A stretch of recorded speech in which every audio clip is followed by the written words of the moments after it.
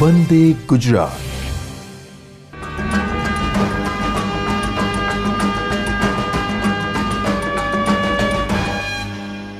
નમસ્કાર વિદ્યાર્થી મિત્રો, ગુજરાત રાજ્ય માધ્યમિક અને ઉચ્ચતર માધ્યમિક શિક્ષણ બોર્ડ ગુજરાત સરકાર દ્વારા આ વર્ષે ધોરણ 11ની અંદર વિજ્ઞાન પ્રવાહમાં નવો અભ્યાસક્રમ દાખલ કરવામાં આવ્યો છે। NCERT અભ્યાસક્રમ એના ભાગરૂપે પ્રકરણ 15 તરંગો, જેના અત્યાર સુધી આપણે 6 ભાગ જોઈ ચૂક્યા છે। હવે 7મા ભાગમાં આપણે તરંગોનો વિસ્તૃત અભ્યાસ કરીશું। સરકાર દ્વારા અહીંયાથી દ્રશ્ય અને શ્રાવ્ય તરંગો જ્ઞાનના આપના સુધી મોકલવામાં આવી રહ્યા છે। આ જ્ઞાનના તરંગો દ્વારા તમે વધુને વધુ ઉત્તમ જ્ઞાન મેળવો એવો અહીંયા એક પ્રકારનો ઉદ્દેશ રહેલો છે મિત્રો। તો આપણે તરંગ નામના પ્રકરણમાં ફરી એકવાર આવીએ। 7મા ભાગમાં આપ સૌનું હાર્દિક સ્વાગત છે। આપણે અગાઉ 6 ભાગની અંદર તરંગના પ્રકારો ભણી ગયા, તરંગની વિવિધ આપણે સ્થિત તરંગ જોયા અને સાથે સાથે આપણે જડિત આધાર પરથી અથવા મુક્ત આધાર પરથી કઈ રીતે તરંગનું પરાવર્તન થાય છે તેનો અભ્યાસ કર્યો, સ્પંદનનો અભ્યાસ કર્યો। ફરી એકવાર જરા જોઈ લઈએ। સ્થિત તરંગ એટલે બે વિરોધ દિશામાં ગતિ કરતા તરંગોના સંપાતીપણાને અંતે મળતું તરંગ છે, જ્યારે સ્પંદ એ એક જ દિશામાં ગતિ કરતા પરંતુ સહેજ જુદી કોણીય આવૃત્તિ અથવા આવૃત્તિવાળા તરંગોના સંપાતીકરણને અંતે મળતું તરંગ છે। જે સ્થિત તરંગ છે એ મિત્રો સાઇન વિધેય છે, એટલે કે એનો કંપવિસ્તાર સાઇન પદ પર આધાર રાખે છે, જ્યારે સ્પંદ છે એ કોસાઇન વિધેય છે, એટલે કે સ્પંદનો કંપવિસ્તાર મહત્તમ અથવા શૂન્ય થવા માટે કોસ વિધેય જવાબદાર છે। મિત્રો, પ્રસ્પંદ બિંદુ અને નિષ્પન્ન બિંદુઓની આપણે ગહન ચર્ચા કરી। ક્રમિક બે પ્રસ્પંદ હોય, ક્રમિક બે નિષ્પન્દ હોય કે બે ક્રમિક પ્રસ્પંદ કે નિષ્પન્દ બિંદુ વચ્ચેનું અંતર λ/2 મળે છે આપણે જોયું। પરંતુ જો પ્રશ્ન એવો કરવામાં આવે કે જો પ્રસ્પંદ કે નિષ્પન્ન બિંદુ હોય તો તેની વચ્ચેનું અંતર λ/4 મળે છે। આ પ્રશ્ન પર પૂરેપૂરું ધ્યાન આપશો। તે જ રીતે એક દોલન દરમિયાન 2 વાર સ્પંદની સંખ્યા મહત્તમ બને છે, એટલે એક આવર્તકાળમાં 2 વાર સ્પંદ મહત્તમ બને છે અને 2 વાર શૂન્ય મળે છે। આ વસ્તુની પણ આપણે ચર્ચા કરી રહ્યા હતા। ત્યાર પછી આપણે ટોપિક લીધો હતો ડોપલર અસર। ડોપલર અસર એટલે શું? તો ડોપલર અસર બે પ્રકારની છે, પ્રકાશીય ડોપલર અસર અને ધ્વનિ ડોપલર અસર। પ્રકાશીય ડોપલર અસર આપને ધોરણ 9-10ના અભ્યાસક્રમમાં આવી ચૂકી હશે। હવે અત્યારે આપણે ધ્વનિ ડોપલર અસરનો અભ્યાસ કર્યા છે। ડોપલર અસર એટલે ડોપલર નામના ઓસ્ટ્રેલિયન વૈજ્ઞાનિકે આપેલી આ ઘટના છે, જેને બાદમાં 1945ની અંદર એને નક્કી કરવામાં આવ્યું કે આ ઘટના સાચી છે। ડોપલર અસર એટલે કે જ્યારે ઉદ્ગમ કે અવલોકનકાર કે બંને માધ્યમમાં ગતિ કરતા હોય, કાં તો સ્થિર હોય, અવલોકનકાર સ્થિર હોય, ઉદ્ગમ ગતિમાં હોય, ઉદ્ગમ સ્થિર હોય, અવલોકનકાર ગતિમાં હોય, કાં તો બંનેમાં ગતિમાં હોય, ત્યારે ઉદ્ગમની આવૃત્તિ એ અવલોકનકાર વડે અનુભવાતી આવૃત્તિ કરતાં ભિન્ન હોય છે। ભિન્નનો મતલબ થાય વધુ કે ઓછી।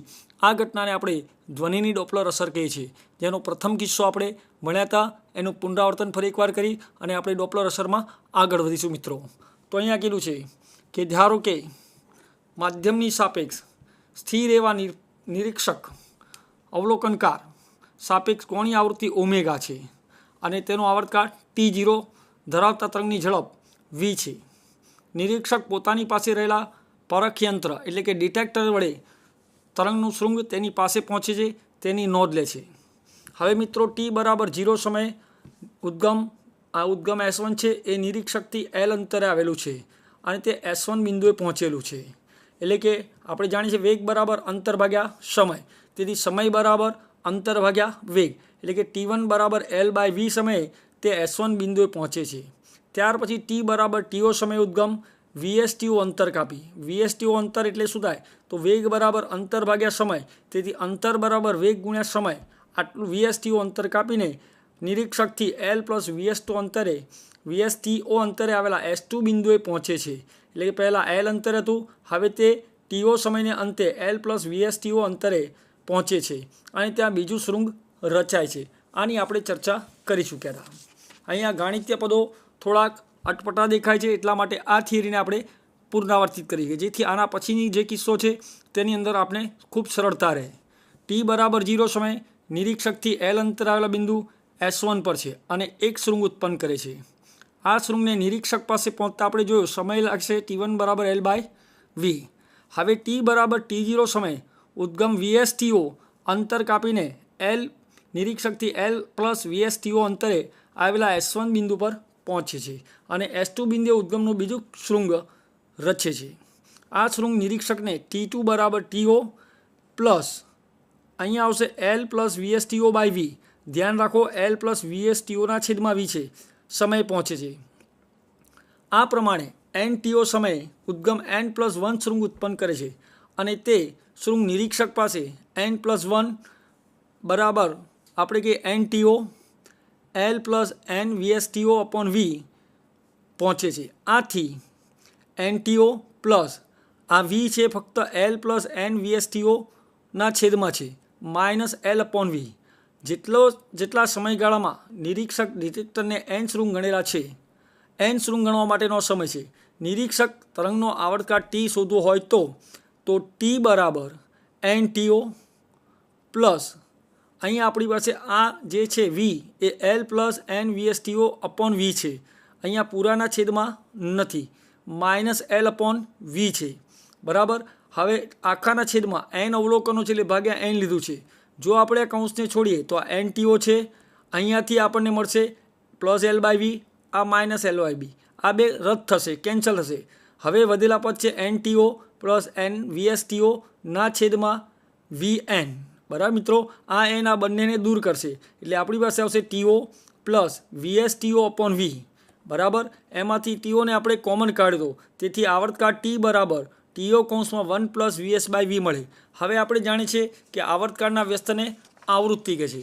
મિત્રો ધ્યાન રાખો, આવર્તકાળના વ્યસ્તને આવૃત્તિ કહે છે. આમ જ્યારે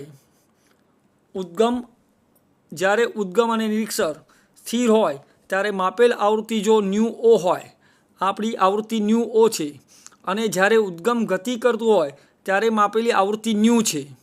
આ ન્યુ છે, આ ન્યુ ઓ છે. પદમાં ઉપરોક્ત સમીકરણ એટલે કે આપણે જે આવર્તકાળનું લીધું એ સમીકરણને રજૂ કરવાનું છે. મેં અહીંયા લખ્યું છે ન્યુ ઇઝ ઇક્વલ 1/T, એટલે આપણને ટીનું પદ મળ્યું હતું 1 પ્લસ VS બાય V હતું. અહીંયા હતું 1 પ્લસ VS બાય VO, પણ હું અંશને છેદના છેદમાં લઈ ગયો એટલે અહીંયા નીચે ગયું. બરાબર છે. એટલે 1/T છે, એને નીચે લઈ જઈએ તો એ થશે 1/1 પ્લસ VS બાય V. હવે એને આપણે જો આવૃત્તિમાં ફેરવું હોય તો એને ઉપર લઈ જઈએ તો -1 ઘાત થાય. બરાબર. અને અહીંયા જે TO હતો એ TO અહીંયા આવશે 1/TO થશે. અહીંયા શું થશે મિત્રો? 1/TO. આ TOનો વ્યસ્ત એટલે આવૃત્તિ મ્યુ. TOનો વ્યસ્ત શું મળશે? આવૃત્તિ ન્યુ. અને આ ઉપર ગયું એટલે -1 ઘાત થઈ.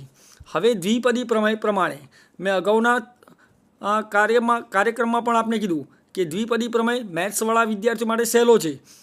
બાયોલોજીના વિદ્યાર્થીઓએ કોઈ કન્ફ્યુઝ થવાની જરૂર નથી, કોઈ મૂંઝવણમાં પડવાની જરૂર નથી. ફક્ત એટલું યાદ રાખવાનું કે આ જે કોઈ ઘાતાંક હોય એ ચિહ્ન સાથે અહીંયા બીજા પદ સાથે ગુણાય અને ત્યાર પછીના ઊંચી ઘાતવાળા પદો અવગણેલા છે. આપણે ફક્ત આનું સાદું રૂપ કઈ રીતે આવ્યું તે બાયોલોજીના વિદ્યાર્થીઓ ધ્યાન રાખવાનું છે. ગણિતના વિદ્યાર્થીઓને આ બાબત સરળતાથી ખબર પડે છે. તો આ માઇનસ અહીંયા ગુણાશે, -1 ગુણાશે એટલે ન્યુ બરાબર ન્યુઓ કૌંસમાં 1 માઇનસ VS બાય V સૂત્ર મળે છે. હવે બીજો કિસ્સો છે. જો ઉદ્ગમ નિરીક્ષક તરફ જઈ રહ્યું હોય તો VSને સ્થાને આપણે -VS લઈ શકીએ, કારણ કે અગાઉ આપણે સંજ્ઞા પદ્ધતિ નક્કી કરી છે કે કોને ધન ગણવું. એના પ્રમાણે અહીંયા જો ઉદ્ગમ નિરીક્ષક તરફ જઈ રહ્યું હોય તો -VS ગણવું, અને ઉદ્ગમ નિરીક્ષકથી દૂર જઈ રહ્યું હોય તો V સોર્સ ઝડપ સોર્સની આપણે ધન ગણીએ છીએ, પરંતુ અહીંયા ઉદ્ગમ નિરીક્ષક તરફ શ્રોતા તરફ આવી રહ્યું છે એટલે એની ઝડપ -VS લઈએ. એ માઇનસ અને આ માઇનસ એટલે પ્લસ થઈ જશે. એટલે હવે સૂત્ર થશે ન્યુ બરાબર ન્યુઓ કૌંસમાં 1 પ્લસ VS બાય V.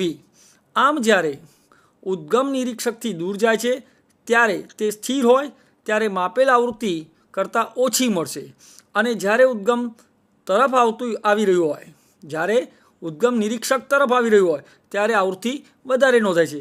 આ ઘટનાને આપણે ધ્વનિની ડોપલર અસર ગણીશું. બીજો કિસ્સો છે. નિરીક્ષક ગતિમાન હોય અને ઉદ્ગમ સ્થિર હોય. જુદા જુદા કિસ્સા આપણે જોવાના છે. પ્રથમ કિસ્સામાં આપણે નિરીક્ષકને સ્થિર લીધો છે અને ઉદ્ગમને ગતિમાન લીધું. હવે બીજા કિસ્સામાં નિરીક્ષક ગતિમાન છે અને ઉદ્ગમ સ્થિર છે. મિત્રો તો જ્યારે નિરીક્ષક VO જેટલા વેગથી, O છે એટલે ઓબ્ઝર્વરનું ગુજરાતી થાય નિરીક્ષક, એટલે અહીંયા સંજ્ઞા પદ્ધતિમાં O છે એટલે V0 ન હોય, આ VO છે. જ્યારે નિરીક્ષક VO જેટલા વેગથી ઉદ્ગમ તરફ ગતિ કરે હોય અને ઉદ્ગમ સ્થિર હોય એટલે ઉદ્ગમનો વેગ VS આ વખતે શૂન્ય થશે, ત્યારે ડોપલર શિફ્ટ મેળવવા માટે આપણે જુદી રીતે આગળ વધીશું. અહીં ગતિમાન નિરીક્ષકને નિર્દેશ ફ્રેમમાં કાર્ય કરીશું. તો અહીંયા આપણે ગતિમાન નિરીક્ષક નિર્દેશ ફ્રેમમાં કાર્ય કરવાનું છે. નિર્દેશ ફ્રેમ વિશે આપણે પ્રકરણ 3 અને પ્રકરણ 5માં અગાઉ અભ્યાસ કરી ગયા છે. બરાબર. આ નિર્દેશ ફ્રેમમાં ઉદ્ગમ અને માધ્યમ વીઓ વેગથી તેની નજીક આવી રહ્યો છે. બરાબર છે. તેથી તરંગનો વેગ વી વત્તા વીઓ થશે. વેગથી નજીક આવી રહ્યો છે તેમ પણ આપણાથી કહી શકાય. તરંગનો કુલ વેગ થશે વી પ્લસ વીઓ. બીજા શબ્દોમાં કહીએ તો તે વી પ્લસ વીઓ વેગથી નજીક આવી રહ્યો છે. અગાઉના કિસ્સામાં જેવી પદ્ધતિ અપનાવતા પ્રથમ અને n+1ના શૃંગ સમયગાળા વચ્ચેનો સમયગાળો શોધવાનો છે. એટલે અહીં લખ્યું છે Tn+1 એ n+1 માટે છે અને આ T1 માટે છે. એટલે અહીંયા મળશે NTO. અગાઉ જેવી જ ગણતરી છે. ત્યાં આપણી પાસે VSTO હતો. અહીંયા આવશે NTO minus NVOTO upon VO plus V. બરાબર. આમ નિરીક્ષક દ્વારા મપાયેલ તરંગનો આવર્તકાળ T જોઈતો હોય તો T બરાબર TO 1 માઇનસ આમાંથી TO કોમન કાઢ્યો છે VO upon VO plus V. બરાબર છે. તો હવે આ n છે. બરાબર છે. એ કોમન કાઢ્યો છે અને n પદો વડે એને ભાગવામાં આવ્યું છે. એટલે n કેન્સલ થાય છે. ફક્ત અહીંયા TO વધ્યો.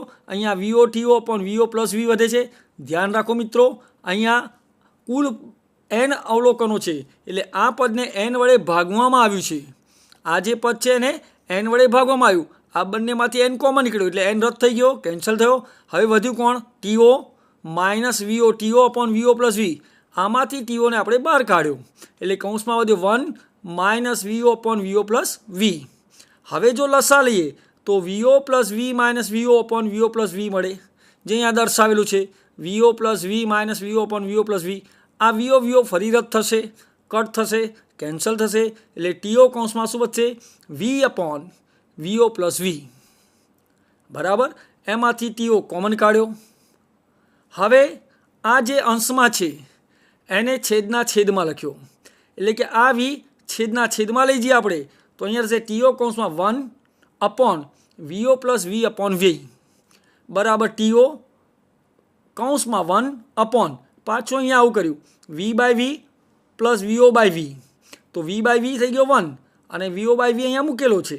એટલે હવે આપણને મળ્યું TO કૌંસમાં 1 upon 1 plus VO by V. આ ગાણિતીય પ્રક્રિયા સમજવાની છે. એમણે એવું વિચાર્યું છે કે વિદ્યાર્થી વસ્તુ સમજી શકે છે એટલે સીધું જ આ ફોર્મમાં આપી દીધું છે. પરંતુ મિત્રો આપને સરળતા રહે, કોઈ પણ ગાણિતીય મૂંઝવણ ના રહે એટલા માટે આ એક એક પદ અહીંયા લખીને આપણા માટે લાવવામાં આવ્યા છે. હવે આટલાનો એક ઘાત કહેવાશે. જો એને અંશમાં લઈ જઈએ તો -1 ઘાત થાય. સામાન્ય ગણિત છે કે છેદ જ્યારે ઉપર જાય ત્યારે એની ઘાતાંક ઋણ બને.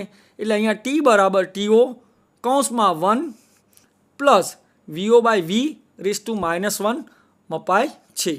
આ પરથી આપણે કે આવર્તકાળનો વ્યસ્ત આવૃત્તિ, આવર્તકાળનો વ્યસ્ત આવૃત્તિ થયો એટલે અહીંયા ફરી આપણે વિચારીએ તો ન્યૂ બરાબર આપણે કહી શકીએ 1 અપોન T. તો આનું વ્યસ્ત લેવાનું છે એટલે 1 અપોન TOનો વ્યસ્ત થશે mu 1 upon 1 plus VO upon V raise to -1.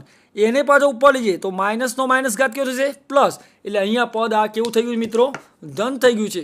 ફરી ધ્યાન રાખો આ એકના છેદમાં જશે. એકના છેદમાં માઇનસ ઘાત છે એને ઉપર લાવે તો કેવી ઘાત થઈ જાય? પ્લસ. આ પરથી આપણે કહી શકીએ કે આ નોંધાતી આવૃત્તિ ન્યૂ બરાબર ન્યૂ O કૌંસમાં 1 પ્લસ VO બાય V, જેને આપણે સમીકરણ 15.53 સીધું જ પાઠ્યપુસ્તકમાં આપી દેવામાં આવ્યું છે. પરંતુ જો મિત્રો આપ શાંતિથી આ બધા જ પદો ઉકેલશો તો આપને ખૂબ સરળતાથી ગણિત સમજાઈ જશે. આ તમારે આ બધા તમામ પદો લખવાની જરૂર નથી પરંતુ સમજવાની જરૂર તો છે જ, જેથી કોઈ પ્રકારનું આપના મનમાં મૂંઝવણ રહે નહીં. જો VO બાય V નાનું હોય તો VO એટલે ઓબ્ઝર્વરની સ્પીડ અને V એટલે ધ્વનિની સ્પીડ છે. તો સમાન વેગથી નિરીક્ષક ગતિ કરે છે કે ઉદ્ગમ ગતિ કરે છે તે બંને કિસ્સામાં ડોપલર શિફ્ટ V માઇનસ VOનું મૂલ્ય સમાન જ મળે. જો VO બાય Vનું મૂલ્ય નાનું હોય તો સમાન વેગથી નિરીક્ષક ગતિ કરે છે કે ઉદ્ગમ ગતિ કરે તે બંને કિસ્સામાં ડોપલર શિફ્ટ V માઇનસ VOનું મૂલ્ય સમાન જ મળે. કેમ કે સમીકરણ 15.53 આપણી પાસે આ છે. બરાબર છે. અને સન્નિગ્ધ સંબંધ દર્શાવતા 15.52 એટલે આગળ જે આપણે સમીકરણ જોઈ ગયા તેમાં વી માઇનસ વીઓ સમાન જ થશે. જો નિરીક્ષક વીઓ વેગથી ઉદ્ગમથી દૂર જતો હોય, હવે આ તરફ આવતા કિસ્સાની ચર્ચા કરી તો આપણે સમીકરણ મળ્યું ન્યૂ બરાબર ન્યુઓ 1 + વીઓ બાય વી. મિત્રો હવે જો વીઓ વેગથી દૂર જતો હોય તો અહીંયા માઇનસ મૂકવો પડે. સંજ્ઞા પદ્ધતિ આપણે સ્વીકારી છે. તેથી સમીકરણ વી બરાબર વીઓ આવૃત્તિ ન્યૂ બરાબર ન્યૂ ઓ કૌંસમાં 1 - વીઓ બાય વી. આવૃત્તિ ન્યૂ છે. આ ન્યૂ ઓ ટી બરાબર 0 સમયની આવૃત્તિ છે. જ્યારે સ્થિર હતો ત્યારે અહીંયા 1 છે. આ તમે જોશો તો અવલોકનકાર એટલે કે નિરીક્ષકનો વેગ છે અને આ ધ્વનિનો વેગ છે. તો આપણને સૂત્ર મળ્યું ન્યૂ બરાબર ન્યૂ ઓ. આ ન્યૂ છે આવૃત્તિ, આ ન્યૂ ઓ છે કૌંસમાં 1 - વીઓ બાય વી મળે છે. તો આ ડોપલર અસરનો એક બીજો કિસ્સો થયો. હવે ત્રીજા કિસ્સા તરફ જઈએ. ત્રીજો કિસ્સો તો મિત્રો પ્રથમ કિસ્સામાં શું હતું? જો ઉદ્ગમ ગતિ કરતું હોય અને અવલોકનકાર સ્થિર હતો. બીજા કિસ્સામાં ઉદ્ગમ સ્થિર છે અને અવલોકનકાર ગતિ કરે છે. હવે ત્રીજો કિસ્સો છે બંને ગતિમાં હોય, એટલે કે અવલોકનકાર પણ ગતિ કરે છે અને ઉદ્ગમ પણ ગતિ કરે છે. બરાબર. તો હવે શું થાય? તો હવે આપણે ઉદ્ગમ અને નિરીક્ષક બંને ગતિમાં હોય તેવા કિસ્સા માટે વ્યાપક સમીકરણ મેળવીશું.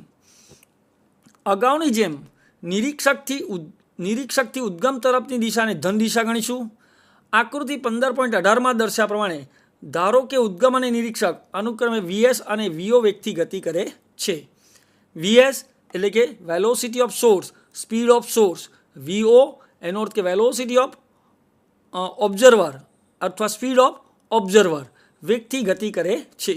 ધારો કે ટી બરાબર 0 માટે નિરીક્ષક O1 અને ઉદ્ગમ S1 આગળ છે. આપણે આકૃતિની ચર્ચા હમણાં કરીશું. આકૃતિ લઈશું એટલે અહીંયા છે, આપ જોઈ શકો છો. બરાબર. આકૃતિ આપની સમક્ષ હું ખુલ્લી કરી રહ્યો છું એટલે આપને વધારે સમજ પડશે. મિત્રો અહીંયા કીધું છે કે ભાઈ કયા સમયે, તો ફરી એકવાર આપણે જોઈએ. આકૃતિ તમારી સમક્ષ છે. બરાબર.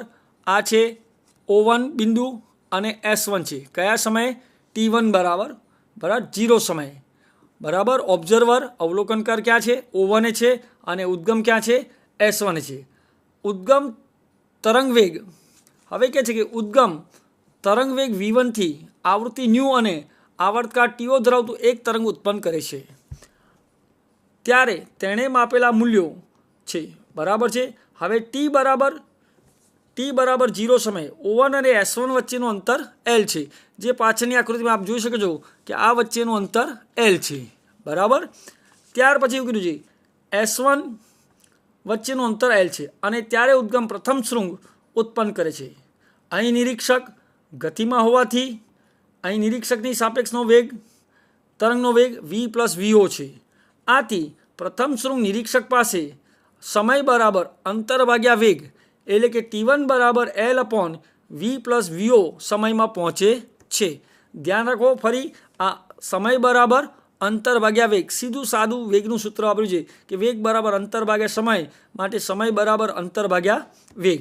હવે આગળ જોઈએ તો T બરાબર T0 સમય નિરીક્ષક અને ઉદ્ગમ તેમના નવા સ્થાનો ક્રમે O2 અને S2 છે. બંને ગતિમાં છે એટલે નિરીક્ષક O2 એ પહોંચશે અને ઉદ્ગમ ક્યાં પહોંચશે? S2 એ પહોંચશે. ઉદ્ગમનો વેગ કેટલો છે? Vs છે. બરાબર. અવલોકનકાર એટલે કે નિરીક્ષકનો વેગ વેલોસિટી ઓફ ઓબ્ઝર્વર VO છે. નિરીક્ષક અને ઉદ્ગમ વચ્ચેનું અંતર O2 S2 બરાબર, જે આપણે O2 S2 ગણીએ તે કેટલું થશે? તો કે L, આ અંતર L હતું અને આ આવ્યું Vs બરાબર છે -VO × TO, એટલે કે બે વેગનો તફાવત ગુણ્યા સમય. કારણ કે અંતર બરાબર વેગ ગુણ્યા સમય, એટલે બે વેગનો તફાવત સાપેક્ષ વેગ લીધો છે એને ગુણ્યા સમય. તો O2 S2 બરાબર L + Vs - VO × TO જેટલું અંતર આપણને મળશે. S2 આગળ ઉદ્ગમનું બીજું શૃંગ ઉત્પન્ન થાય છે. તો આમ બીજું શૃંગ આપણને કયા અંતરે મળશે? L + Vs - VO × TO અંતરે મળે છે, જે આકૃતિમાં આપની સમક્ષ દર્શાવેલું છે. આ બીજું શૃંગ નિરીક્ષકને T2 બરાબર T O plus L plus V S minus V O into T O આખાના છેદમાં છે વી પ્લસ વીઓ સમયે પહોંચે છે. તેથી એન ટીઓ સમયે ઉદ્ગમ એન પ્લસ વનમું શૃંગ ઉત્પન્ન કરે છે. ફરી અહીંયા ટીઓને એન વડે ગુણવામાં આવે છે એન પ્લસ વનમાં શૃંગ માટે. તેથી કીધું T N plus one is equal to આ ટીઓને ગુણ્યો એન ટીઓ, પછી આને કીધું કે L plus V S minus V O upon T O upon V plus V O સમયે પહોંચે છે. આથી નિરીક્ષક એન શૃંગની ગણતરી T N plus one minus T N સમય અંતરાળમાં કરે છે. તો ટીએન પ્લસ વન સમય આ છે અને એ રીતે આપણી પાસે ટીએન સમય છે. બેનો આપણે તફાવત લઈશું. તો એન ટીઓ બરાબર plus L N V S minus V O into T O V plus V O minus અહીંયા આપણી પાસે આ શરૂઆતનું હતું L upon V plus V O છે. આથી નિરીક્ષક તરંગનો આવર્તકાળ ટી નીચે પ્રમાણે મેળવી શકે છે. તો મિત્રો આ સમીકરણને આપણે સોલ્વ કરીશું તો આપણને મળે કે આ એનટીઓ છે, અહીંથી એનટીઓ મળશે બરાબર. એ જ રીતે અહીંયા શું છે N V S minus V O upon V plus V O છે. આને સોલ્વ કરીએ તો ટીઓ શું થશે કોમન થશે, એનટીઓ એનટીઓ રદ થશે. ફરી એકવાર કહું કયા પદ રદ થાય ધ્યાન રાખો. આપણી પાસે છે એલ વી પ્લસ વીઓ, અહીંયાથી એલ બરાબર છે અપોન વી પ્લસ વીઓ મળશે. એટલે આ L upon V plus V O આ એલ પ્લસ વી અપોન વીઓને રદ કરશે. અહીં રહ્યું એનટીઓ, અહીં રહ્યું એનટીઓ વીએસ માઇનસ વીઓ અને એન પદો છે એટલે ભાગ્યા આપણે એન કરીશું. આખાના છેદમાં એન છાપેલો છે પાઠ્યપુસ્તકમાં, અહીંયા લખવાનો રહી ગયો છે તો આપણે ફરી એકવાર લખી દઈએ. આખાના છેદમાં એન આવશે બરાબર. અહીંયાથી શરૂ કરીને આ તમામ પદના છેદમાં એન આવશે. એન પદો વડે એને ભાગવામાં આવ્યું છે બરાબર મિત્રો. તો આ L upon VS plus V O છે એ રદ થશે. ફક્ત એનટીઓ કોમન નીકળશે, એમાંથી એન ઉડી જશે એટલે ટીઓ રહેશે. ટીઓને જો કોમન કાઢ્યું તો 1 plus V S minus V O upon V plus V O સમીકરણ આપણને મળે બરાબર મિત્રો. હવે પાછો અહીંયા લસા લઈએ. અહીં લસા લઈએ તો ટી બરાબર ટીઓ કૌંસમાં V plus V O plus V S minus V O upon V plus V O. પાછો વીઓ અહીંયા જે લસા લેતા આવશે એ ઉડી જશે અને વચ્ચે વી plus VS upon V plus V O. આ પાછું કોનું સૂત્ર આવ્યું આવર્તકાળનું. ફરી વાત કરીએ આવર્તકાળના વ્યસ્તને આવૃત્તિ કહે છે. એટલે આ સમીકરણને આપણે લખવું હોય તો આપણાથી એને જરાક ઉલટું લખવું પડે. એને લખવું પડે કે આવૃત્તિ ન્યૂ બરાબર આપણે લખવું હોય તો 1 અપોન ટીઓ અને 1 upon V plus VS upon V plus V O લખી શકાય. હવે 1 અપોન ટીઓ એને કીધું ન્યૂ અને આ છેદનો છેદ ક્યાં ગયો અંશમાં એટલે વી plus V O upon V plus VS મળે છે. મિત્રો આ એનું સમીકરણ આવ્યું. જો બંને ઉદ્ગમ અને અવલોકનકાર એટલે નિરીક્ષક બંને ગતિ કરતા હોય ત્યાંની વાત છે. એક સીધા ટ્રેક પર ગતિ કરતી ટ્રેનમાં બેસવા એક મુસાફરનો વિચાર કરો કે એક સીધા ટ્રેક પર ગતિ કરતી ટ્રેનમાં બેસેલો એક મુસાફરનો આપણે વિચાર કરવાનો છે. ધારો કે તે ટ્રેનમાં ડ્રાઈવરે વગાડેલી સિસોટી સાંભળે છે. આપણે પણ ટ્રેનમાં બેઠા હોઈએ, કોઈ કોચમાં બેઠા હોઈએ ત્યારે ડ્રાઈવર જે વિસલ વગાડે તે આપણને સંભળાય છે. તેને કેટલી આવૃત્તિનો ધ્વનિ સંભળાશે. અત્રે ઉદ્ગમ અને નિરીક્ષક ટ્રેન જે દિશામાં જતી હશે તે જ દિશામાં નિરીક્ષક એટલે કે આપણે પોતે ગતિ કરતા છીએ. આકૃતિમાં કંઈ જ આવૃત્તિમાં કંઈ જ ફેરફાર જણાશે નહીં અને મુસાફર તે મૂળ આવૃત્તિ જ નોંધશે. પણ બહાર રહેલો નિરીક્ષક કે ટ્રેકની સાપેક્ષ સ્થિર છે. જો ટ્રેન તેની તરફ આવતી હશે તો વધારે આવૃત્તિ નોંધે છે અને દૂર તરફ જતી હશે તો ઓછી નોંધે છે. મિત્રો ફરી ધ્યાન રાખો, અહીંયા આપણને કહેવામાં આવ્યું છે કે એક ટ્રેન છે. આ ટ્રેન સીધા ટ્રેક પર જઈ રહી છે, એમાં કોઈ મુસાફર બેઠો છે. હવે આ ટ્રેનનો જે ડ્રાઈવર છે એ વિસલ વગાડે છે તો શું થશે કે અંદર બેઠેલા મુસાફરને કેટલી આવૃત્તિથી ધ્વનિ સંભળાશે. તો ટ્રેન એ ઉદ્ગમ છે અને અંદર બેઠેલો જે મુસાફર એટલે કે આપણે કોઈ હોઈએ વ્યક્તિ એ પણ એટલા જ વેગથી ગતિ કરે છે એટલે આપણને સંભળાતી આવૃત્તિમાં કોઈ ફેરફાર થશે નહીં. પરંતુ આ ટ્રેનની સાપેક્ષ જો કોઈ વ્યક્તિ પ્લેટફોર્મ પર ઊભો છે અને ટ્રેન એની તરફ જઈ રહી છે તો આ જે અવલોકનકાર છે પ્લેટફોર્મ પર ઊભેલો એને આવૃત્તિ વધારે સંભળાશે. અને જ્યારે આ ટ્રેન જો પ્લેટફોર્મ પર ઊભેલા મુસાફરથી દૂર જતી હશે તો તેને ઓછી નોંધાશે, પણ ટ્રેનમાં બેઠેલા મુસાફરને આવૃત્તિ મૂળ આવૃત્તિ જેટલી સંભળાશે, એમાં કોઈ પરિવર્તન થશે નહીં, કારણ કે ટ્રેન અને મુસાફર બંને એક જ દિશામાં એક સરખા વેગથી એક સરખી ઝડપથી ગતિ કરે છે, તેથી તેની આવૃત્તિમાં કોઈ ફેરફાર થવાનો નથી. તેને મૂળ આવૃત્તિ જેટલી જ આવૃત્તિ સંભળાશે એવું અહીંયા કહેવું છે. બરાબર મિત્રો, ચાલો આગળ વાત કરીએ. અહીં નિરીક્ષક ઉદ્ગમ દિશાને ધન દિશા તરીકે ગણી લો. જો નિરીક્ષક ઉદ્ગમ તરફ ગતિ કરતો હોય તો વીઓનું મૂલ્ય ધન લેવું. આ સંજ્ઞા પદ્ધતિ ધ્યાન રાખજો મિત્રો, દાખલા ગણવામાં ખૂબ અગત્યની છે. અહીં નિરીક્ષક ઉદ્ગમ દિશાને ધન દિશા તરીકે ગણી લો. તેથી નિરીક્ષક ઉદ્ગમ તરફ ગતિ કરતો હોય તો વીઓનું મૂલ્ય ધન છે. પણ જો ઉદ્ગમથી દૂર જતો હોય કોણ? નિરીક્ષક, તો ઓબ્ઝર્વરનું મૂલ્ય વેગનું મૂલ્ય ઋણ છે. બીજું, જો એસ એટલે કે આપણે કે સોર્સ ઓથી એટલે કે અવલોકનકારથી દૂર જતું હોય તો વીએસ ધન છે. અને જો તે ઓ તરફ જતું હોય એટલે કે ઉદ્ગમ અવલોકનકાર તરફ જતું હોય તો તેને આપણે વીએસ ઋણ લેવાનો છે. ઉદ્ગમથી ઉત્પન્ન થયેલા ધ્વનિ બધી દિશાઓમાં પ્રસરે છે.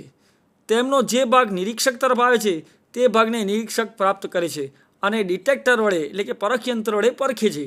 તેથી નિરીક્ષકની સાપેક્ષ ધ્વનિનો વેગ બધા જ કિસ્સામાં વી પ્લસ વીઓ છે તેમ આપણે સ્વીકારી શકીએ. તો મિત્રો અહીંયા આપણે વાત કરીએ તો આ પ્રકરણના બધા જ જે મુદ્દાઓ છે, થિયરી પાર્ટ છે, એ અહીંયા પૂર્ણ થયા. હવે આપણે છેલ્લું ઉદાહરણ બાકી છે 15.7. અગાઉ આપણે 1 થી 6 ઉદાહરણની ચર્ચા કરી ગયા છીએ. 7મું ઉદાહરણ છે. અહીંયા એક સ્થિર લક્ષ્ય તરફ 200 મીટર પ્રતિ સેકન્ડની ઝડપથી એક રોકેટ ગતિ કરી રહ્યું છે. ફરી વાંચો એને. એક સ્થિર લક્ષ્ય તરફ 200 મીટર પ્રતિ સેકન્ડની ઝડપથી એક રોકેટ ગતિ કરી રહ્યું છે. ગતિ દરમિયાન તે 1000 હર્ટ્ઝ આવૃત્તિના ધ્વનિ તરંગો ઉત્પન્ન કરે છે. લક્ષ્ય તરફ પહોંચેલા ધ્વનિઓમાંથી થોડો ભાગ પડઘા તરીકે પાછો રોકેટ તરફ પરાવર્તિત થાય છે. ધ્યાન રાખો, અહીંયા રોકેટ લક્ષ્ય તરફ જઈ રહ્યું છે, એની ઝડપ આપી છે 200 મીટર પ્રતિ સેકન્ડ. તે 1000 હર્ટ્ઝ આવૃત્તિના ધ્વનિ તરંગો ઉત્પન્ન કરે છે. હવે એમાંનો કેટલો ભાગ બરાબર છે પડઘા સ્વરૂપે પાછો આવે છે અને એ કોને રોકેટ તરફ પરાવર્તિત થાય છે. તો પ્રથમ પ્રશ્ન છે, લક્ષ્ય દ્વારા પરખાયેલી એટલે કે ડિફ્લેક્ટેડ ધ્વનિની આવૃત્તિ, એટલે કે જે લક્ષ્ય પર બીજું કોઈ રડાર હશે એના દ્વારા અથવા ત્યાં કોઈ સોર્સ હશે, જે કોઈ વ્યક્તિ હશે જે આની આવૃત્તિ નોંધતો હશે પરખયંત્ર વડે, એના વડે નોંધાયેલી આવૃત્તિ. અને બીજું રોકેટ દ્વારા, રોકેટમાં આપણે કોઈ રડાર રાખ્યું હોય, રોકેટમાં કોઈ વ્યક્તિ પરખયંત્ર લઈને બેઠો હોય તો અથવા કોઈ સાધન મૂકેલું હોય તો તેના વડે પડઘાની આવૃત્તિ બરાબર છે પાછા આવેલા ધ્વનિની આવૃત્તિ શોધવાની છે. તો મિત્રો ઉદ્ગમ સ્થિર લક્ષ્ય તરફ ગતિ કરતું હોવાથી અહીંયા ઉદ્ગમ ગતિ કરે છે, સ્થિર લક્ષ્ય છે બરાબર છે. તેથી વીઓ ઓબ્ઝર્વરનો વેગ પ્રથમ કિસ્સામાં 0 છે અને ઉદ્ગમ સ્થિર અવલોકનકાર તરફ જતું હોવાથી વીએસને બદલે -વીએસ સૂત્ર લેવાનું છે. હવે આજે આપણે આ ભણ્યા છે ન્યુ બરાબર નિયો 1 - V upon V S raise to -1 સૂત્ર થશે બરાબર. ન્યુ ઓ 1000 હર્ટ્ઝ આપેલી છે, કૌંસમાં 1 ઓછા 200 કોનો વેગ છે ભાઈ? રોકેટનો વેગ છે બરાબર છે. 330 ધ્વનિનો વેગ છે બરાબર છે. તો અહીંયા 1000 કૌંસમાં 1 ઓછા 0.60 આવશે. 200 ભાગ્યા 330 કરીશું બરાબર છે. તો અહીંયા આ રીતનું આપણને 0.60 આવશે, જેની બાદ બાકી કરતાં 0.39 રેસ ટુ -1 મળે છે. એટલે અહીંયા આપણે લખ્યું છે 1/0.3939 ગુણ્યા 1000 આવૃત્તિ છે ઓરિજિનલ. આ વસ્તુ સોલ્વ કરતાં કુલ આવૃત્તિ 2538 હર્ટ્ઝ એટલે કે 2538 હર્ટ્ઝ મળે છે. પાઠ્યપુસ્તકમાં આનો જવાબ 2540 હર્ટ્ઝ આપ્યો છે. મિત્રો આપણે પ્રકરણ 2ની અંદર ત્રુટિના પ્રકાર ભણ્યા છે. વિવિધ પ્રકારની ત્રુટિ છે, પદ્ધતિને કારણે ત્રુટિ, વ્યક્તિગત ત્રુટિ, સાધનની ત્રુટિ. તો મિત્રો આમાં આપણે એવું કહી શકીએ કે પદ્ધતિની ત્રુટિ હોય, આ દાખલો મેં કેલ્ક્યુલેટરથી ગણ્યો હોય, કોઈ વ્યક્તિએ લોક ટેબલથી ગણ્યો હોય, કોઈ સાદા ભાગાકાર કર્યા હોય તો સંભવ છે કે બેની એરર બેની ત્રુટિ સંભવી શકે છે. એટલે અહીંયા જે આન્સર આવ્યો છે, જે ઉકેલ આવ્યો છે, એ મારો 2538 મીટર પર સેકન્ડ આવ્યો છે. પાઠ્યપુસ્તકમાં જેણે આન્સર મેળવ્યો છે, ઉકેલ મેળવ્યો છે, એણે 2540 હર્ટ્ઝ મેળવ્યો છે. એટલે કે અહીંયા પ્રયોગ અહીંયા આવડે કે ભાઈ આ પદ્ધતિની ત્રુટિ છે. હવે એમાં બીજો કિસ્સો છે. લક્ષ હવે ઉદ્ગમ બને છે. એટલે કે પડઘો એટલે શું? તો જે લક્ષ હતું એના પરથી અથડાઈને ધ્વનિ તરંગો ઉદ્ગમ તરફ પાછા ફરે છે. એટલે કે રોકેટ તરફ પાછા ફરે છે. અને રોકેટનું ડિટેક્ટર હવે નિરીક્ષક બને છે. આમ હવે ઉદ્ગમ સ્થિર થઈ જશે અને રોકેટ એ અવલોકનકાર બને છે. ઉદ્ગમમાંથી ઉત્સર્જિત ધ્વનિની આવૃત્તિ વીઓની પણ વી છે. બરાબર છે. જે લક્ષ દ્વારા અધવચ્ચે પ્રાપ્ત થાય છે. આથી રોકેટ દ્વારા નોંધાયેલી આવૃત્તિ જોઈતી હોય તો ન્યૂ બરાબર, ધ્યાન રાખજો આ આવૃત્તિનો ન્યૂ છે, બરાબર, ન્યૂ બરાબર અથવા ન્યૂ ડેશ બરાબર ન્યૂ, એટલે અહીંયા આપણે ન્યૂ કરીશું, બરાબર વી પ્લસ વીઓ અપોન વી મળે છે. હવે અગાઉના કિસ્સામાં જે આવૃત્તિ મળી 2540 એ લક્ષ દ્વારા પ્રાપ્ત થયેલી છે. એ લક્ષ પરથી પાછી ફેંકાશે, એ કોની તરફ જશે? રોકેટ તરફ. એટલે અહીંયા 2540 આવૃત્તિ આપણે ન્યૂ તરીકે આ વખતે લેવાની છે. કૌંસમાં 200 રોકેટની ઝડપ, વીઓ 330 ધ્વનિની ઝડપ છે, ભાગ્યા 330 મીટર પ્રતિ સેકન્ડ. તો આપણે અહીંયા જોઈએ તો આ 2540 લખ્યા છે, 200 + 330 કરીશું તો 530 આવશે, છેદમાં 330 છે. આ ભાગાકાર આપણે શોધીએ 530 ભાગ્યા 330 તો 1.60 મળે છે. આગળ 2540 વડે એને ગુણવાના છે. કુલ આવૃત્તિ 4079 હર્ટ્ઝ 0.24 હર્ટ્ઝ મળે છે. ફરી મેં કીધું ને કે આ એક પ્રકારની ત્રુટિ અથવા રાઉન્ડઅપ તો કરીશું તો અહીંયા રાઉન્ડઅપ થવાનું નથી. અંતિમ આંકડો 5 કરતાં નાનો છે, બરાબર છે. એટલે આપણે અહીંયા કહીએ કે ભાઈ આ પદ્ધતિની ત્રુટિ છે અથવા એપ્રોક્સિમેટલી 4080 હર્ટ્ઝ આવૃત્તિ એ રોકેટ દ્વારા પડઘો પામેલા ધ્વનિની નોંધવામાં આવે છે. તો મિત્રો અહીંયા તમામ થિયરી અને ઉદાહરણો પૂરા થયા. હવે આપણે સ્વ અધ્યયન તરફ વધીશું. સ્વ અધ્યયનનો પ્રથમ દાખલો છે. મિત્રો ધ્યાન રાખો, અહીંયા તમામ થિયરી બરાબર છે પાઠ્યની પ્રકરણ 15ની પૂરી થઈ, સાથે સાથે 1 થી 7 ઉદાહરણો પણ મેં પૂરા કર્યા. હવે આપણે સ્વ અધ્યયનમાં જઈશું. સ્વ અધ્યયનમાં આપણને કેટલાક દાખલા આપ્યા છે. બહુ જ રસપ્રદ દાખલાઓ છે. ગહન અભ્યાસ કરશો તો આપને ખ્યાલ આવશે અને એકદમ એકવાર સમજી જાઓ પછી એવા અનેક દાખલા તમે જાતે સોલ્વ કરી શકો છો. એવા સરળ દાખલાઓ પણ આમાં મૂકવામાં આવ્યા છે. તો આપણે 15.1 તરફ વધીશું મિત્રો. 2.5 કિલોગ્રામ દળની એક દોરી 200 ન્યૂટનના તણાવ હેઠળ છે. 2.5 કિલોગ્રામ દળની એક દોરી 200 ન્યૂટનના તણાવ હેઠળ છે. તણાવવાળી દોરીની લંબાઈ 20 મીટર છે. જો દોરીનો એક છેડે લંબગત આંચકો જર્ક આપવામાં આવે છે તો તે વિક્ષોભ બીજા છેડે પહોંચતા કેટલો સમય લાગશે? મિત્રો આપણને દોરીનું દળ આપ્યું છે 2.5 કેજી, તેના પર તણાવ બળ આપ્યું છે 200 ન્યૂટન. હવે દોરીની લંબાઈ પણ આપી દીધી છે 20 મીટર. હવે અહીંયા જર્ક એટલે કે આપણે એક વિક્ષોભ આપીએ છીએ. આ વિક્ષોભને ત્યાં પહોંચતા કેટલો સમય લાગશે એવો આપણો પ્રશ્ન છે. તો એમ 2.5 કેજી, તણાવ બળ ટી 200 ન્યૂટન, દોરીની લંબાઈ એલ બરાબર 20 મીટર. હવે આપણે જાણીએ છીએ રેખીય દળ ઘનતા મ્યુ બરાબર m/l. જો અહીંયા મ્યુ બોલું છું, મ બોલાય છે અને પેલામાં આવૃત્તિમાં ન્યૂ બોલાય છે. બંનેમાં ધ્યાન રાખજો, તો આવૃત્તિમાં ન બોલાય છે ન્યૂ અને અહીંયા રેખીય દળ ઘનતામાં મ્યુ. આ બધા ગ્રીક આલ્ફાબેટિક છે. મ્યુ બરાબર m/l બરાબર 2.5 છેદમાં 20 બરાબર રેખીય દળ ઘનતા 0.125 કેજી પર મીટર મળે છે. હવે વેગ v બરાબર વર્ગમૂળમાં t/μ, બંને આખા વર્ગમૂળ છે, √t/μ છે, બરાબર છે. હવે તણાવ બળ ટી કેટલું છે? 200 છે. મ્યુ રેખીય દળ ઘનતા આપણને કેટલી મળી? તો અહીંયા જોઈએ 0.125. આ બંને કિંમતોને આપણે સાદું રૂપ આપી અને જો એનું વર્ગમૂળ કાઢીએ તો એ 40 મીટર પ્રતિ સેકન્ડ મળે છે. એટલે કે એની ઝડપ વેગ કેટલો મળશે? 40 મીટર પ્રતિ સેકન્ડ છે. હવે ઝડપ બરાબર અંતર ભાગ્યા સમય, તેથી સમય બરાબર અંતર ભાગ્યા ઝડપ અથવા અંતર ભાગ્યા વેગ લેવાય, બરાબર છે. હવે અંતર કેટલું છે દોરીનું? 20 મીટર છે. અહીંયા ઝડપ અથવા વેગ તમે જે કહો તે એ કેટલો આપ્યો છે? 40, બરાબર. આપણે હમણાં જ શોધ્યો છે. આ બેનો જો આપણે સાદુરૂપ આપીશું તો 20/40 એટલે 1/2 0.5 સેકન્ડ આપણને ઉત્તર મળે છે મિત્રો. હવે ઉદાહરણ એક જો આપને સમજાઈ ગયું હોય તો આપણે ઉદાહરણ 2 તરફ જઈએ. ઉદાહરણ 2, 300 મીટર ઊંચા ટાવરની ટોચ પરથી પડવા દીધેલ એક પથ્થર, ધ્યાન રાખો 300 મીટર ઊંચા ટાવરની ટોચ પરથી પડવા દીધેલો એક પથ્થર ટાવરના તળિયે પડ્યા અથવા પાયા આગળના જળાશયમાં પાણીમાં ખાબક્યો નો અવાજ ટોચ પર ક્યારે સંભળાશે? હવામાં ધ્વનિની ઝડપ 340 મીટર પ્રતિ સેકન્ડ આપેલ છે. મિત્રો બરાબર આ દાખલામાં સમજવાનું છે. ટાવર એની ઊંચાઈ આપણને આપી છે 300 મીટર. હવે આ ટાવર પરથી આપણે કોઈ પથ્થરને પડતો મૂકીએ એટલે મિત્રો આ પથ્થર મુક્ત પતન કરે છે. મુક્ત પતન કરે એટલે આપણે ખ્યાલ આવી ગયો છે કે તેનો શરૂઆતનો વેગ કેટલો થાય? 0 થાય. હવે એના માટે આપણે પ્રકરણ 3 અને 4માં જે પ્રવેગી ગતિના સમીકરણો ભણ્યા છે તેનો અહીંયા ઉપયોગ થાય છે.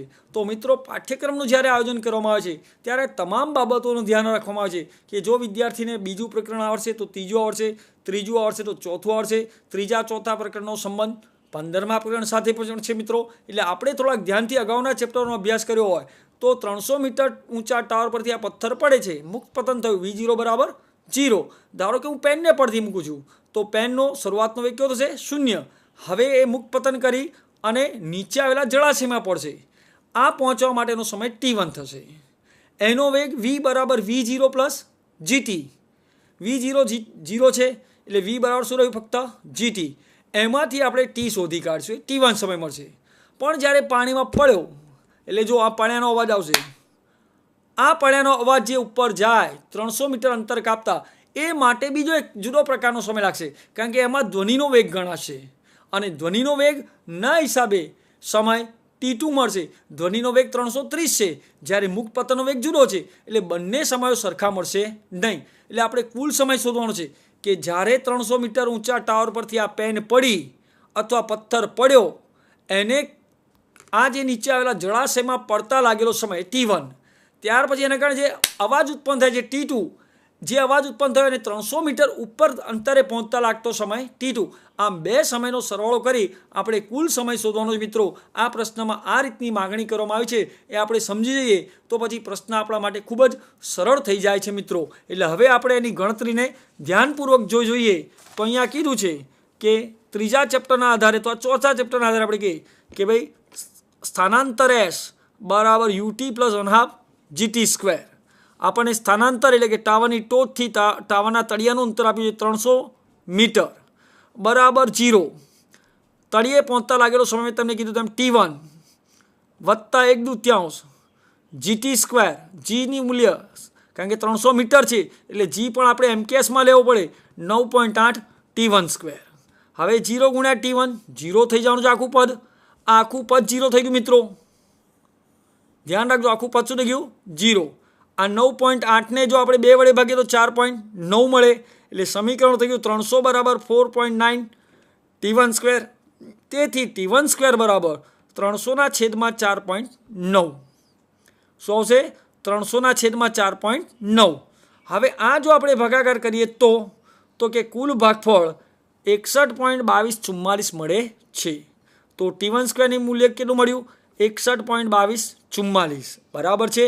હવે આપણી પાસે સપોઝ કેલ્ક્યુલેટર નથી, આપણે જેઈ મેન્સની એક્ઝામમાં બેઠા છીએ અથવા જેઈની એક્ઝામમાં બેઠા છીએ અથવા નીટની એક્ઝામ આપીએ છીએ તો મિત્રો એટલું તો આપણું ગણિત પાવરફુલ હોય કે 7નો વર્ગ 49 છે, 8નો વર્ગ 64 છે.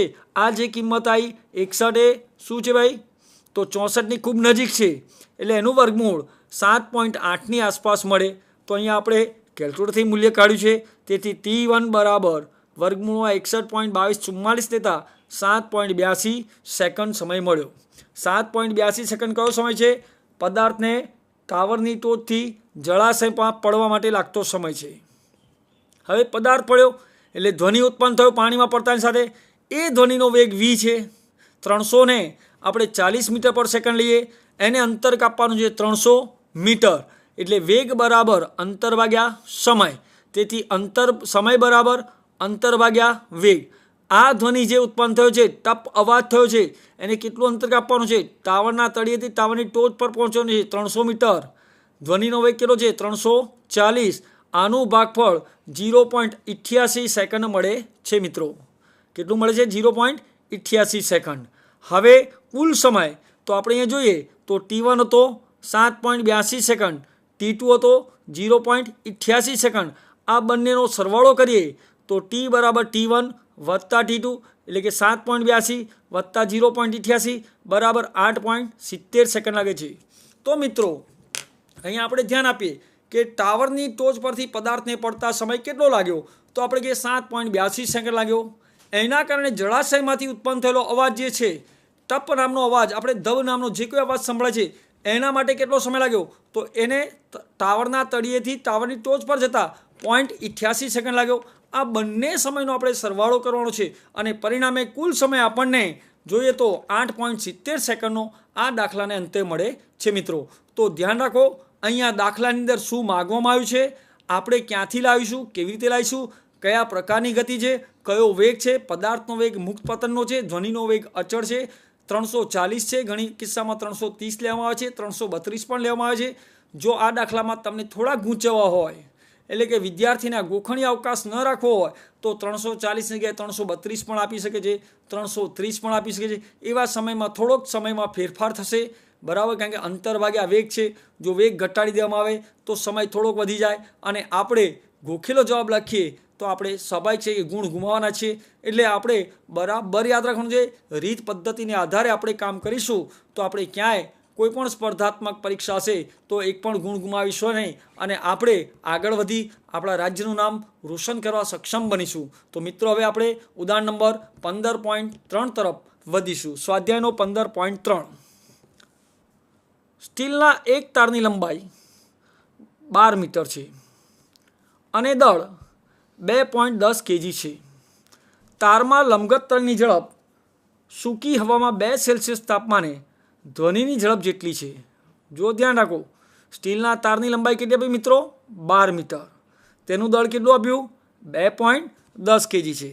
લંબગત તરંગની ઝડપ સૂકી હવામાં 2 સેલ્સિયસ તાપમાને ધ્વનિની ઝડપ જેટલી છે, એટલે કે 343 મીટર પ્રતિ સેકન્ડ છે.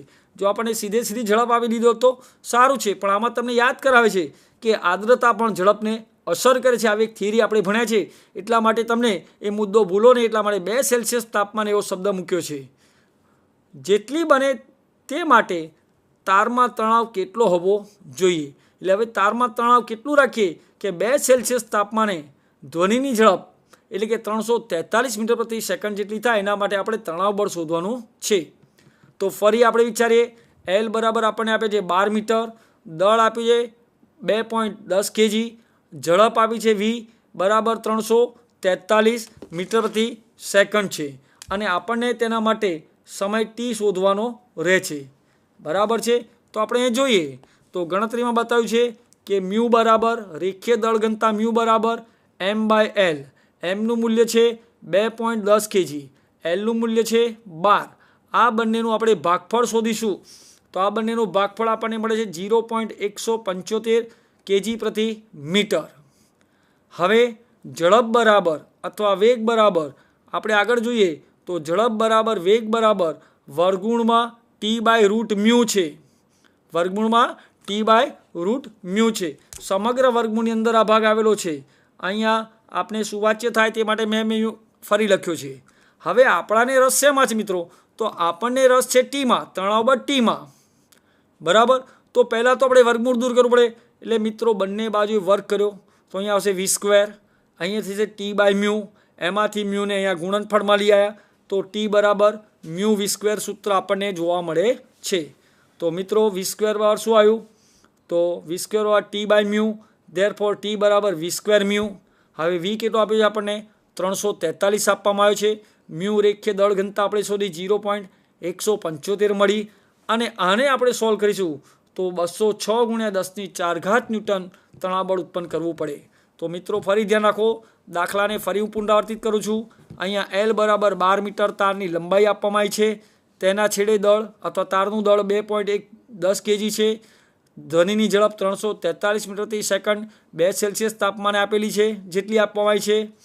હવે રેખીય દળ ઘનતા મ્યુ બરાબર m/l, રેખીય દળ ઘનતા મ્યુ બરાબર m/l. એમનું મૂલ્ય છે 2.10, એલનું મૂલ્ય છે 12. બરાબર મિત્રો, આ બંનેનું ભાગફળ શોધીએ તો આપણને મળ્યું 0.175 kg મીટર ઇનવર્સ. હવે તરંગનો વેગ v બરાબર વર્ગમૂળમાં ટી બાય મ્યુ. આ મ્યુ છે રેખીય દળ ઘનતા છે, ટી છે તણાવ બળ છે, વી છે વેગ અથવા ઝડપ કહીશું. હવે મિત્રો આપણને તો તણાવ બળ ટીમાં રસ છે, એટલે બંને બાજુ આપણે આ બંને પદોનો શું કરીશું? વર્ગ કરીશું. બંને બાજુનો વર્ગ કરતાં અહીંયા મળશે વી સ્ક્વેર બરાબર T by mu. Therefore T બરાબર વી સ્ક્વેર મ્યુ. વીની કિંમત 343નો વર્ગ ગુણ્યા મ્યુની કિંમત છે 0.175 બરાબર 206 ગુણ્યા 10⁴ ન્યૂટન તણાવ બળ લાગુ પાડવું પડે. તો મિત્રો અહીંયા 3 ઉદાહરણ પૂરા, સ્વાધ્યાયના 3 દાખલા પૂરા થયા. હવે આપણે ચોથા દાખલા તરફ જઈશું. આવા લગભગ 21 થી 22 દાખલાઓ આપણને સ્વાધ્યાયમાં આપવામાં આવેલા છે. એકદમ સરળ છે. થોડુંક આપણે તો મનને તકલીફ આપવી જ પડશે અને એના કારણે આપણી વિકાસ શક્તિમાં પણ વિચાર શક્તિનો પણ વિકાસ થશે.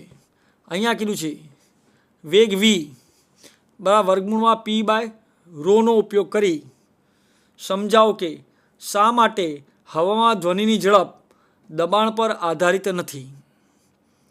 વી બરાબર વર્ગમૂળમાં પી બાય રો સૂત્રનો ઉપયોગ કરી સમજાવો કે શા માટે હવામાં ધ્વનિની ઝડપ દબાણ પર આધારિત નથી.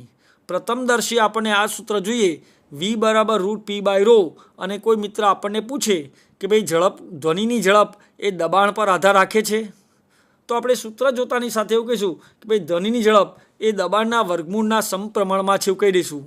પણ અહીંયા તો એનાથી ઊંધું સાબિત કરવાનું છે કે દબાણ પર આધારિત નથી. બીજો પ્રશ્ન પૂછ્યો છે શું ધ્વનિની ઝડપ તાપમાન સાથે વધે છે? અને ત્રીજો પ્રશ્ન પૂછે છે આર્દ્રતા ભેજ હ્યુમિડિટી સાથે વધે છે. બરાબર. તો અગાઉના દાખલામાં આપણે જો 2°C તાપમાને 343 આપી હતી. સામાન્ય ધ્વનિની ઝડપ 340 છે, એટલે કે 3 જેટલો ઓછું થયો, 2°C તાપમાને વધારો થયો. આમ આર્દ્રતા ભેજ પર તો આધાર રાખે છે એમ આપણે આરામથી કહી શકીશું. પણ હવે આપણે આ નક્કર પુરાવાના આધારે આપણે કહેવાનું છે. તો પહેલો પ્રશ્ન લઈશું દબાણ પર આધારિત છે કે નહીં. તો જેમ દબાણ બદલાય તેમ ઘનતા પણ બદલાય છે, જેથી ઉપરોક્ત સમીકરણમાં પી બાય રો અચળ છે. મિત્રો દબાણ વધે એટલે ઘનતા પણ વધે છે, દબાણ ઘટે એટલે ઘનતા પણ ઘટે છે. પરિણામે બંનેનું ભાગફળ જો પી વધશે તો રો પણ વધશે, જો પી ઘટશે દબાણ તો રો પણ ઘટશે. એટલે ભાગફળ કેવું રહે છે? અચળ છે. અને અચળનું વર્ગમૂળ અચળ જ મળવાનું છે. બરાબર છે. ધારો કે આ બેનું ભાગફળ 400 મળ્યું તો આપણને વેગ 20 મળવાનો છે. પછી બીજી વાર આપણે કોઈ કિંમતો લઈએ તો પણ ભાગફળ 400 મળ્યું તો ફરી વેગ કેટલો આવવાનો છે? 20. એટલે દબાણ વધતા ઘનતા વધે છે અને પી બાય રોનો ગુણોત્તર અચળ રહે છે. પરિણામે તેનું વર્ગમૂળ અચળ રહે છે. એટલે ધ્વનિની ઝડપ દબાણ પર આધારિત નથી એવું આપણે કહી શકીએ. પ્રશ્ન બી તરફ જઈએ. બીમાં કીધું તાપમાન સાથે વધે છે. તો ફરી પાછા આપણે સૂત્ર પર આવીએ કે વી બરાબર ગામા પી બાય રો વર્ગમૂળમાં ગામા પી બાય રો. પરંતુ આપણે એવું ભણ્યા છીએ કે પીવી બરાબર મ્યુ આરટી આદર્શ વાયુ સમીકરણ અથવા વાયુ અવસ્થા સમીકરણ કે છે. અહીંયા મ્યુ બરાબર 1 મોલ આપવામાં આવેલો છે. વાયુ મોલની સંખ્યા કેટલી કીધી છે? 1. તો પીવી બરાબર મ્યુ આરટીમાં આપણે મ્યુ 1 લઈએ તો સમીકરણ છે પીવી બરાબર આરટી. તેમાંથી પીને સૂત્રનો કરતા બનાવીએ તો પી બરાબર આરટી બાય વી મળ્યું. મિત્રો પીને શું કર્યો? સૂત્રનો કરતા બનાવ્યો તો આપણને મળ્યું આરટી બાય વી. એને આ પીની જગ્યાએ મૂકી દઈએ તો ધ્વનિ ઝડપ વી બરાબર વર્ગમૂળમાં ગામા આરટી બાય રો વી. હવે આ છે ઘનતા ગુણ્યા કદ. ઘનતા ગુણ્યા કદ કરીએ તો દળ થાય. એટલે વી બરાબર વર્ગમૂળમાં ગામા આરટી બાય એમ. હવે આ ગામા છે અચળાંક છે, આર વાયુ નીતાંક છે, ટી તાપમાન અચળ છે. તો મિત્રો ગેમા આર ટી ત્રણેય અચળ છે. તો હવે કોણ રહ્યું? ધ્યાન રાખજો, ગેમા અચળ છે, આર અચળ છે. બરાબર છે. અને સાથે સાથે દળ, માફ કરજો ટી અચળ નથી, દળ અચળ છે. બરાબર. એટલે આ 3 રાશિ અચળ છે. ગેમા આર એમ અચળ છે. બરાબર છે. એટલે આપણે કહીશું વી ચાલે છે વર્ગમૂળ ટી. એટલે કે અહીંયા કહીશું ધ્વનિની ઝડપ તાપમાનના વર્ગમૂળના વ્યસ્ત પ્રમાણમાં છે તેમ કહી શકાય. એટલે તાપમાન વધશે તો એનું વર્ગમૂળ પણ વધશે અને પરિણામ શું છે? ધ્વનિની ઝડપ વધે છે. હવે માત્ર છેલ્લો પ્રશ્ન બાકી છે. આર્દ્રતા સી ભેજ હ્યુમિડિટી સાથે વધે છે મિત્રો. તો આ પ્રશ્નના જવાબ માટે આપણે જોઈએ વી બરાબર ફરી સમીકરણ લઈશું ગામા પી બાય રો, એનો અર્થ કે વી ચાલે છે 1 રો બરાબર, અથવા વી ચાલે છે વી બરાબર 1 બાય રો કહીએ. હવે વી મોઇસ્ચર, એમ ફોર મોઇસ્ચર છે બરાબર છે, અને ડ્રાય છે વી ડ્રાય. આ સૂકી હવા છે અને આ ભેજવાળી હવા, મોઇસ્ચર એરની વેલોસિટી અને ડ્રાય એરમાં વેલોસિટી, બે સૂત્રો લીધા છે. એટલે આપણે લખીશું કે વર્ગમૂળમાં વ્યસ્ત પ્રમાણ હોવાથી અહીં આવશે 1 rho M upon 1 rho D. તો રો ડી છેદનો છેદ છે ક્યાં જશે? અંશમાં, અને રો એમ અંશનો છેદ હતો એટલે છેદમાં આવ્યો. તો વી એમ બાય વીડી બા વર્ગમૂળમાં rho D by rho M, rho dry સૂકી ઘનતા ભાગ્યા મોઇસ્ચર એટલે કે ભેજવાળી હવામાં ઘનતા. બરાબર મિત્રો. હવે rho D by rho M greater than 1 છે, એટલે કે સૂકી હવાની ઘનતા એ મોઇસ્ચરવાળી હવા, ભેજવાળી હવાની ઘનતા કરતાં વધુ હોવાથી ગુણોત્તર 1 કરતાં વધુ મળે છે. તેથી કહી શકાય કે V M by V D is greater than 1 બરાબર છે, rho D by rho M is greater than 1 છે. તેથી આપણે કહી શકીએ કે ભાઈ વી એમ બાય વીડી એનું વર્ગમૂળ એ પણ ગ્રેટર દેન 1 આવશે. એટલે વી M by VD greater than 1 એટલે કે વી એમ ગ્રેટર દેન વીડી. એનો અર્થ કે ભેજવાળી હવાનો વેગ એ સૂકી હવામાંના વેગ કરતાં વધુ છે. એનો અર્થ કે ધ્વનિનો વેગ સાંદ્રતા ભેજ વધતાની સાથે વધતો જાય છે. તો મિત્રો અહીં આપણે સ્વાધ્યાયના 1 થી 4 દાખલા જોયા. વધુ દાખલાઓ આપણે આવતા અંકે કરીશું. દરેક દાખલાઓમાં કંઈક ને કંઈક હાર છુપાયેલો છે. મિત્રો થોડુંક ધીરજ રાખો, થોડુંક શાંતિ આ દાખલાને સમજશો અને ત્યાર પછી આપણે જો જાતે લઈને કરવા બેસશો તો આપ સરળતાથી કરી શકશો. હું આશા રાખું છું કે આ તમામ દાખલા આપને સમજાઈ ગયા છે. છતાં પણ આપને કોઈ શંકા હોય તો ફરી આપણે સમય મળે આનું પુનરાવર્તન કરવાનો પ્રયત્ન કરીશ. આશા રાખું છું કે આપ સૌએ જે 7મો ભાગ છે એને રસપ્રદ રીતે માણ્યો છે. અસ્તુ, આભાર.